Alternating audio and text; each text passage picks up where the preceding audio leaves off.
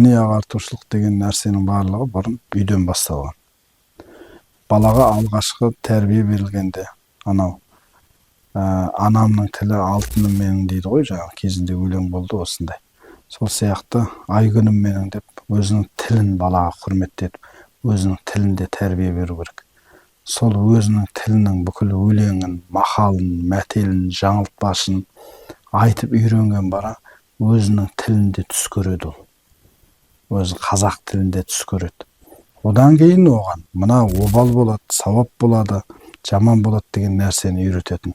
Бұның ішінде ертегілер, аңыз әңгімелер, батырлар жырын толық балаға айтып, ата-анасы, ата-әжесі 7 жасқа дейін бойына сіңіретін. Үйде өзін өзі қалай ұстау керек, ата мен немеренің байланысы қандай болу керек, міне осының тәртіптің бәрін үйретті.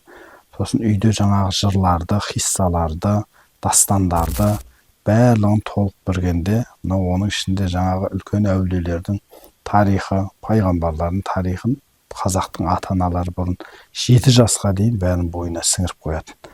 Сөйтіп, одан кейін ол балаға қандай алхимия үйретесіз ба, кибернетика үйретесіз ба, әлде психосоматикалық жаттығулар жазасыз ба, бала еш уақытта өзінің іргетасынан ауытқымайды. Ол баланың санасына сызат түспейді.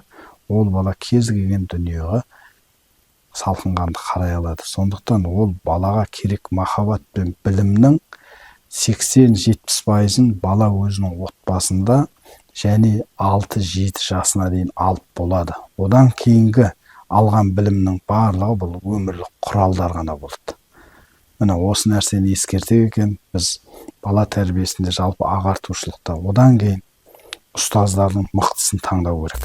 Сіз мысалға балаңыздың аяғы қатып қалмасын деп мықты аяқ киеміз деп таңдайсыз, шетелден алдырасыз.